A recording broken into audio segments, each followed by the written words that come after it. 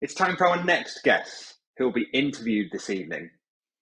21-year-old Killarney native Jordan Lee was born with one hand, but that hasn't stopped him from pursuing his sporting dreams. Having been born with amniotic band syndrome, he has navigated his way through life without a left forearm. Breaking down barriers, Jordan is a European medalist in the sport of high jump in para-athletics and is also a national medalist in able-bodied athletics.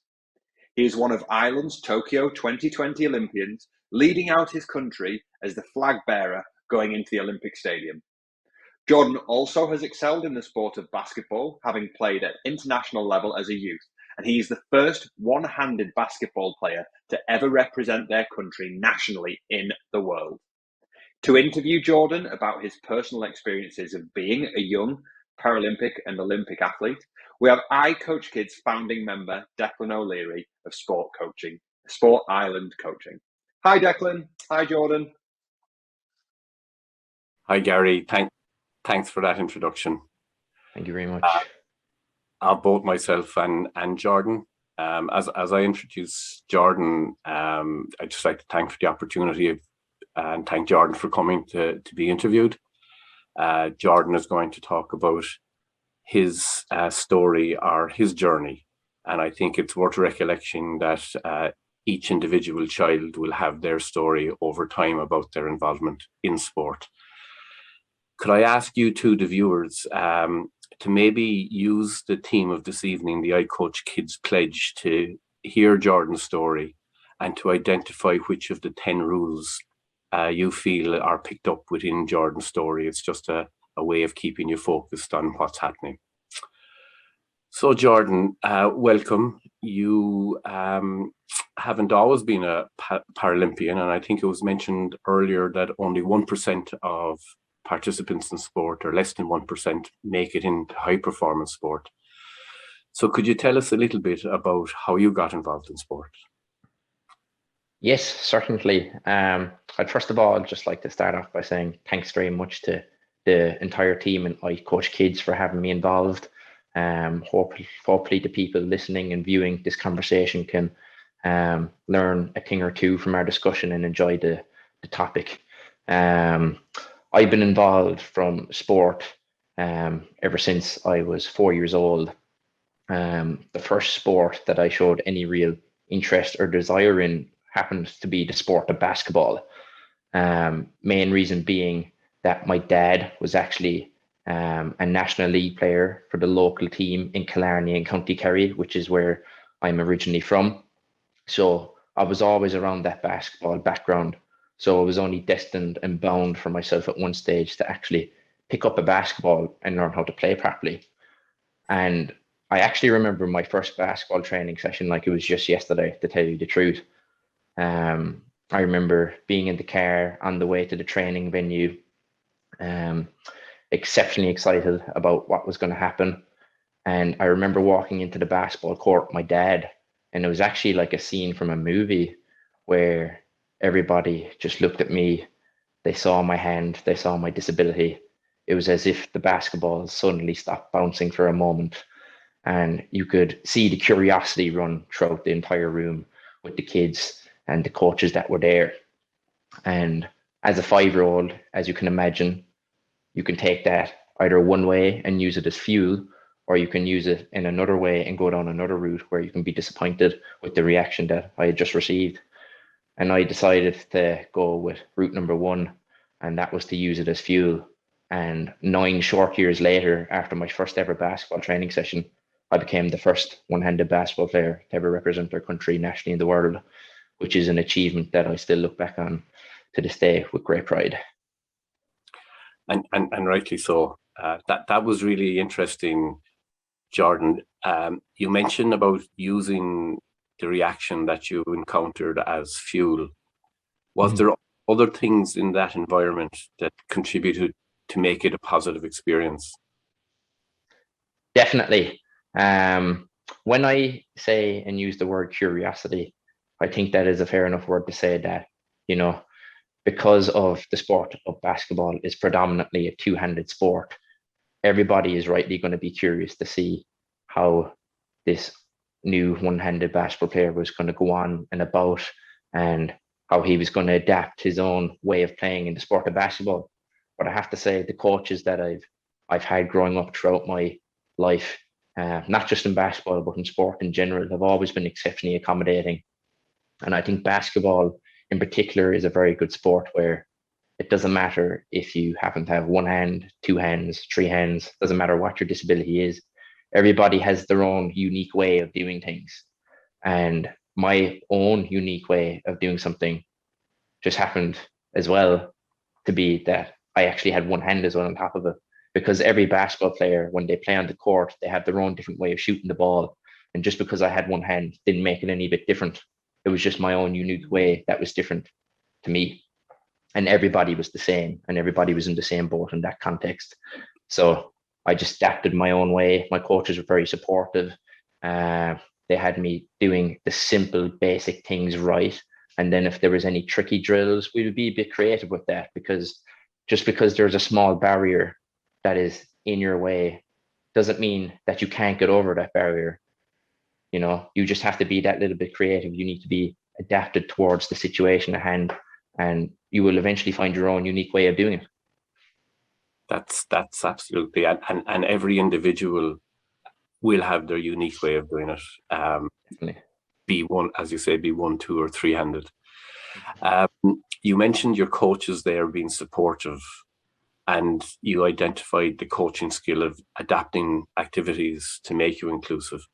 Were there any other qualities that they used or things they did to make you feel welcome and make you feel included? Definitely, 100%. And I think even more so over the past couple of years, as I transitioned into Paralympic sport, is when I really started to understand the logistics of what it actually takes to be a really good, accommodating coach. And my own personal coach, from a high jump perspective, is a guy by the name of Tomas Griffin. He's a local Killarney Kerry man. And his qualities of coaching are, exceptionally high, where he's very adaptable. He listens to the athlete. He listens to myself in a way where if something isn't exactly going to plan, then he's very open to trying new things and being creative with certain exercises, let's say hypothetically in the gym, that I would still get a good benefit from. For example, even throughout the first and second lockdown, we were being creative from an S&C point of view, where I was actually being able to deadlift with one hand with the use of a seatbelt safety strap strapped on the other side of the bar. So, like I said earlier on in the chat a couple of minutes ago, just because there's a barrier in your way, or just because it seems like something is impossible to do, that isn't the case, because there is always a way around it. Everybody has their own unique way of doing things that you will still be able to get a benefit from. Not everybody does something the same way. And I think Tomas is a very good guy with understanding that. And not everything needs to be exceptionally creative then too. Some things certain athletes respond well to anyway. So yes, I am an athlete with a disability, but athletes respond differently to different training methods and different training cues anyway. So that just happened to be an exercise that of an example that suited me. Absolutely. And you mentioned the athlete's voice in there as well, and you've been part of the team around your development. Could you go back a step and just speak about what presented you with the opportunity to transition from basketball to high jump? Definitely. It's quite an interesting story. So I'll try to keep it short and sweet and not go too off topic. But for fifth and sixth year of secondary school, I decided to do a course called Leaving Cert Applied, which is a different route than the typical Leaving Cert. And part of this Leaving Cert requires you to find a work experience. And for fifth and sixth year, I decided to do my work experience in the Carver Centre, which they actually have a headquarters in Tralee in County Kerry. They're an organisation that help people with disabilities through physical activity and sport. And they actually already knew who I was through my basketball background, and encouraged me to get involved with the organisation They welcomed me in with open arms, and they actually wanted to create a video of myself displaying my achievements to date in my basketball career that they were going to highlight at the National Seminar for Inclusion that was on in December of 2016, I believe. And one of the guest speakers at the event was Jason Smith, who is also known as the fastest Paralympian of all time, second fastest man in Irish history, able-bodied or disabled. So a real fantastic athlete. And he encouraged me to go to a Paralympic Expo that was going to be on the following month in January of 2017, basically a trial and fun day to see if you had any interest or any potential in any of the sports that were available. And in my own words, in my pure Kerry accent, I said, sure, look, I'll go for the crack and I'll see what it's like. And I remember going up the following month with 4 different sports, seeing serious potential in me to take on their discipline at a professional level. So I then had to make a decision, because I was still playing basketball at that stage, that first of all, whether I wanted to try a new sport, and second of all, if I did, what sport was that going to be? So I decided with some good thought and consideration that I'd go with the high jump, as it'd probably be the sport I'd enjoy the most and also be the sport that I'd be best at. So that's where things initially started with my transition into Paralympic sport. That's really interesting. And just that role model that Jason is to help you spark that transition into athletics, and you then deciding which discipline you wanted to pursue. You mentioned your coach Tomas earlier. You've taken part in the Paralympics in Tokyo, and congratulations on that. Thank you very much. What are yours and Thomas's future aims moving forward? Definitely. I suppose every athlete has different aspirations and goals that they want to achieve, but my mentality is one that is never sort of satisfied with what I achieve, but in a positive way. I've always said it from a very young age, when I initially started off in the sport, that I wanted to be the best high jumper in the world. And that's something that I still believe can be done and still can be achieved. And it's something that I believe that I'll be able to jump over that barrier, which, you know, I ultimately do on an everyday basis anyway, considering the nature of my sport.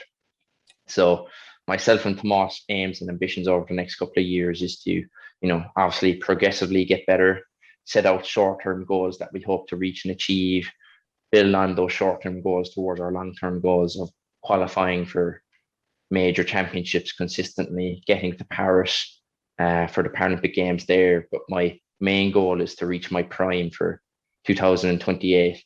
That's where I hope to be at my best. And even a goal aside from sport is to continuing to keep on inspiring people, you know, people of all abilities, because seeing is believing at the end of the day. I didn't exactly have another one-handed person, you could say, to look up to growing up. And the amount of people and families and kids who have actually reached out to me saying that I'm their hero and that they have the exact same hand as me, especially on the lead up to Tokyo, has been, you know, it's been phenomenal. And I think realistically, that's probably my greatest achievement, and something I'm happiest with, is being able to inspire these people. That's fantastic, Jordan. Well done. And just, you mentioned others with a disability taking part in sport. In your opinion, how can we make sport more inclusive? What should we do? And what is the role of coaches in that? Yeah, it's a very good question. And I think there's multiple ways of answering that. But I think something, and it's actually a very simple way, is the power of social media nowadays. Because how I got involved in Paralympic sport, going back to the proper roots of the whole journey and story, is that I spotted Cara and I saw Cara through social media.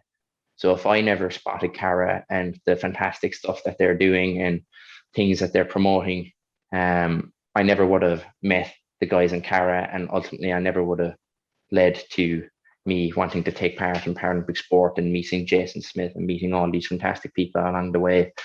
And I think that's something that people in clubs and communities could use to their advantage in promoting social media, making sure their coaches are open and that they aren't anxious to welcoming people of all abilities into their club, because there is a way of doing things, and just because that way is different for me or different for you or different for somebody else, we still all reach our end goals in different ways. And I think it's just important to highlight that, and making sure that coaches are open to that process. That's a real good point, Jason. I think if people of all abilities can take part in their local sport, in their local sports, in their community, in their local clubs, in their community, the gatekeeper may very well be the coach who provides those opportunities. And I think using the qualities and skills that you mentioned earlier of being adaptable, listening to the athletes, and then making the environment welcoming and inclusive can have everybody taking part. So well done. Thank you so much for the interview. I think there may very well be some questions from that Gary might pose, but could I thank you for your contribution and wish you well in your future career. So no problem at all. Thanks for having me, guys. Jordan, back to you, Gary. Jordan, thank you so much for the insights into your experiences. I, for one, will certainly be cheering on Team Ireland in the next couple of games when it comes to high jump for certain. I'm really excited to see what you do next. And we have time for one or two questions. And the first one that has come from Phil has asked, are there any lessons that you learned in playing team sports, such as basketball, that have really helped you in your individual sport career as a high jumper? Yeah, that's a fantastic question. Thanks for that. Very interesting way that I could answer this, where I think playing in team sports really builds up resilience, because I found that in my later years of playing basketball and playing in team sports, I used to play in multiple different sports. So I played in soccer. I used to play a bit of Gaelic football then as well, our national sport here in Ireland. So I was always around a team sporting environment before I got involved in individual sport, which is high jump. I found that I was able to build up quite a bit of resilience from initially starting off in team sport, people sort of doubting my ability, mainly my teammates, growing up, and ultimately proving them wrong with exceptional amount of hard work and dedication, getting up early before school to go shooting basketball and to go swimming with my dad, just having the resilience to sort of prove those doubters wrong. And that, I think that's something that has really helped me to this day, even in individual sport and in life in general, because, it kind of forced me to have that work ethic, playing alongside other people and having teammates in that perspective. So, Jordan, thank you so much. And I love that insight there in terms of the resilience to get up early in the morning. I'm sure there's audience members with us today with teenage children who wish they were so lucky as to have their kids wake up on time, let alone early. But thank you for all of your insights today. I'm so excited to see how you get on over the next few years into 2024, into 2028, where you see you're going to be at your best, even better than you are now. So really, really exciting times ahead. Welcome to the ICOACHKIDS family, Jordan, and we hope to catch up with you soon. Thank you very much, guys. Really appreciate it.